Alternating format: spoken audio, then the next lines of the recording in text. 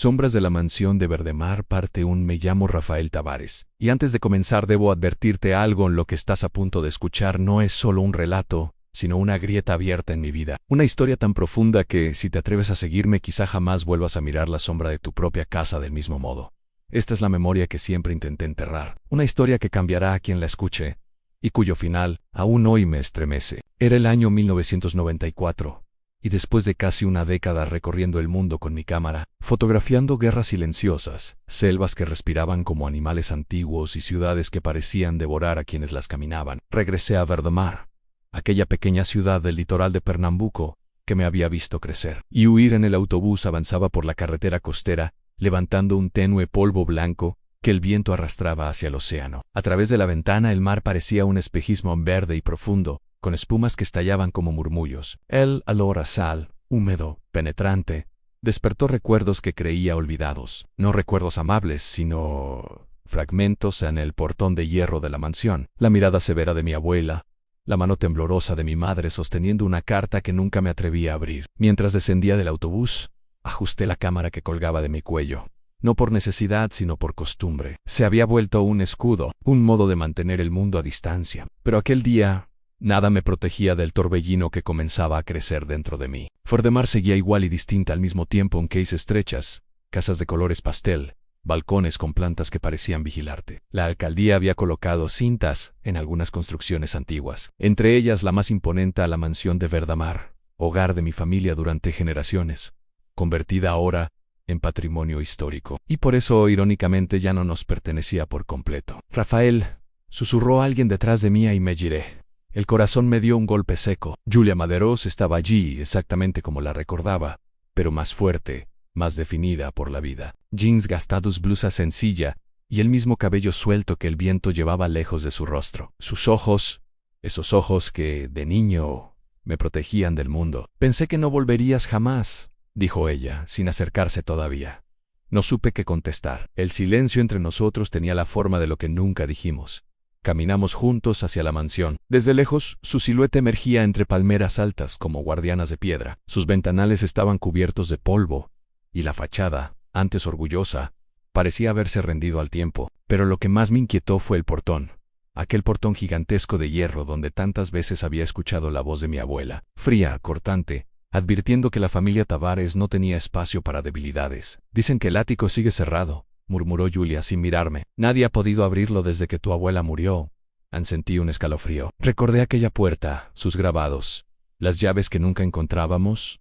Recordé también algo más, en un susurro, en un ruido metálico, un gritón, pero era como mirar a través de un vidrio empañado. En nada encajaba. ¿Están todos adentro? Pre-Gun. Todos, respondió ella con una sonrisa que no llegó a sus ojos. Te esperan. Atravesamos el jardín descuidado. Las flores marchitas crujían bajo nuestros pasos. Entonces escuché el sonido seco de una puerta abriéndose al interior de la casa. La voz que salió de ella me tensó los hombros, así que ha decidido honrarnos con su presencia. Mi hermana Eduarda, más seria que nunca, su coleta tirante, su ropa impecable, su expresión congelada. No me abrazó. No creo que esperara que yo lo hiciera. Edu, susurré. Pero ella levantó la mano para detenerme. No estamos aquí para teatralidades, Rafael. La alcaldía quiere que designemos a un responsable para la restauración. La reunión comienza en 5 minutos. No esperó respuesta. Dio la vuelta y desapareció por el pasillo. Apenas crucé el umbral de la mansión, un temblor recorrió mis brazos. El aire estaba impregnado de humedad antigua, como si el tiempo hubiera quedado atrapado entre las paredes. El piso de madera gemía con cada paso. Las fotografías familiares aún colgaban en las paredes. Mi abuela imponente, mi padre joven sosteniendo una copa, yo de niño, con una sonrisa que hoy me resulta ajena. Y entonces, desde el salón principal, oí el lento golpeteo de un bastón. Mi padre, Luciano Tavares, emergió de la penumbra como un recuerdo que se negaba a morir. Sus ojos oscuros me atravesaron, rígidos, calculadores. Has vuelto, dijo, sin abrir los brazos ni mostrar emoción. No sé si es el mejor momento, pero estás aquí. No supe descifrar si aquella frase escondía aceptación o reproche, tal vez ambas. Mi madre, en cambio, corrió hacia mí como si fuera un niño perdido. Sus brazos me envolvieron. Sentí su llanto en mi cuello. Lo sabía. Siempre supe que regresarías, susurró entre sollozos. Me aferré a ella más de lo que debí. De pronto un reloj antiguo sonó desde el salón, once campanada sic, y en ese instante la R cambió terriblemente, porque alguien más había entrado en la mansión. Un paso firme, otro en un rose metálico, y entonces su voz, que no escuchaba desde la adolescencia, vaya. El pródigo finalmente vuelve a Otavio, mi primo. Su presencia llenó la sala como un cuchillo brillante, sonriente, elegante, con ese aire de superioridad que siempre había llevado como un traje hecho a medida. No te imaginas cuánto te hemos esperado, dijo con una sonrisa retorcida, y apenas terminó de hablar, la luz de la mansión parpadeó. Una vez, en dos, en tres, hasta que se apagó por completo. Del piso de arriba, desde el oscuro y legendario ático, se escuchó claramente el sonido de un objeto que caía pesado en metálico, y luego, un susurro que no provenía de ningún miembro de mi familia. Un susurro que me conocía por mi nombre, y que no debía existir. El aire se congeló. Julia me tomó del brazo. Eduarda contuvo la respiración. Mi padre levantó el bastón. Mi madre ocultó un grito. Otavio, en cambio, sonrió más y yo solo pude escuchar cómo, desde el piso superior, la puerta del ático, la que nadie había conseguido abrir en años, emitía un crujido lento, como si alguien del otro lado la estuviera empujando. Entonces, el portón principal de la mansión se cerró de golpe, haciendo temblar los cimientos. La oscuridad se volvió espesa, y supe, sin necesidad de verlo, que mi regreso no había sido casual. Algo, o alguien, me había estado esperando. La oscuridad dentro de la mansión cayó como un manto vivo, pesado, casi líquido, envolviéndonos hasta el punto de borrar los contornos del salón. Podía escuchar la respiración acelerada de mi madre, los pasos tensos de mi padre tanteando el suelo con su bastón, el jadeo breve de Julia a mi lado, pero lo que realmente perforó el silencio fue ese crujido, aquel sonido antiguo y profundo que provenía del piso superior, exactamente del ático que llevaba años sellado. Sentí que algo dentro de mí se estremecía a un recuerdo, no un recuerdo completo. Apenas una chispa, una imagen rota. Yo niño, corriendo por el pasillo, la puerta del ático entreabierta. Un aroma a madera vieja y algo más, algo metálico. Un grito ahogado. Y la voz de mi abuela fría e inquebrantable: Rafael, nunca abras esa puerta. Nunca. ¿Escucharon eso?, susurró Eduarda. Aunque la respuesta era evidente. Probablemente solo fue un objeto suelto, dijo Otavio, fingiendo calma. Esta casa tiene más años que todos nosotros juntos.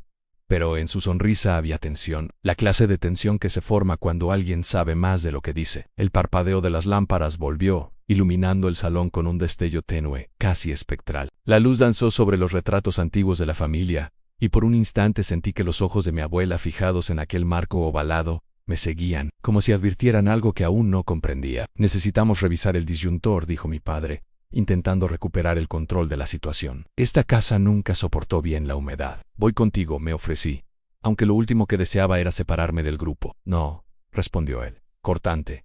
Julia irá conmigo en tú. Tú deberías ver a tu hermana. Why a tu madre? Han pasado muchos años, Rafael. Lo dijo sin mirarme, como si aún le resultara difícil aceptar mi presencia. Mi madre me estrechó la mano antes de acompañar a Eduarda hacia la cocina, donde según ella la luz era más estable. La mansión parecía un organismo respirando lentamente, cada tabla del suelo gimiendo con nuestros pasos, cada centímetro del aire impregnado de humedad, de historia. Why, do algo más, algo que no conseguía nombrar. Julia y mi padre desaparecieron por el corredor que conducía al sótano. Mientras tanto, Otavio se acercó a mí con una mirada que no supe descifrar. Vaya regreso, primo, murmuró con una media sonrisa. Hasta las paredes parecen emocionadas. No empieces, le advertí. Empiezo, apenas estoy calentando. ¿Qué creías? ¿Que llegarías aquí como un héroe perdido y todos te recibiríamos con abrazos y flores? Se inclinó un poco hacia mí. En 10 años, Rafael. 10 años. Nadie desaparece así sin motivo, ni vuelve sin un objetivo. Iba a responderle, pero un sonido grave nos interrumpió. Un golpe viniendo del piso de arriba del ático. Ambos giramos al mismo tiempo. La escalera que conducía al segundo piso parecía aún más larga bajo la luz temblorosa. El silencio que siguió fue tan absoluto que pude escuchar los latidos de mi propio corazón. ¿Lo escuchaste?, pregunté. Te lo imaginas, dijo Otavio demasiado rápido. Pero la mentira se le notó en la voz. Decidí avanzar hacia la escalera. No sé si por valentía, curiosidad o ese impulso tóxico que acompaña siempre a los secretos familiares, a Otavio no me detuvo. Quizá quería ver qué ocurriría si yo seguía adelante. La madera crujió bajo mis pies. Cada paso hacia el segundo piso parecía más lento que el anterior. Las sombras se alargaban por el pasillo dibujando formas imposibles. Al llegar al final del corredor, frente a la vieja escalera estrecha que ascendía al ático, sentí un escalofrío recorrerme la columna vertebral. La puerta del ático estaba allí, con su madera oscura, sus grabados casi borrados y las bisagras oxidadas. Igual que en mis recuerdos, Poro esta vez no estaba cerrada. Estaba entreabierta, no antes. No durante la confusión, no por casualidad en entreabierta ahora. Un hilo de aire frío descendía desde el interior, acariciando mis mejillas como dedos invisibles. Me acerqué lentamente. Podía escuchar algo dentro. No movimiento, no pasos. Algo más suave, más inquietante, en algo parecido a un murmullo. Mi mano tembló cuando toqué la madera. El tacto era helado, mucho más frío que el resto de la casa. Empujé la puerta apenas un poco más. El olor me golpeó de inmediato. Polvo acumulado, humedad y algo metálico. Un aroma que me devolvió aquella imagen borrosa de la niñez. Mi pulso se aceleró. Rafael, susurró una voz detrás de mí. Giré de inmediato. Julia estaba allí, con el rostro pálido. Mi padre estaba a unos pasos atrás, apoyado en su bastón, respirando Giformao y Regulaj. ¿Qué haces aquí arriba?, preguntó él.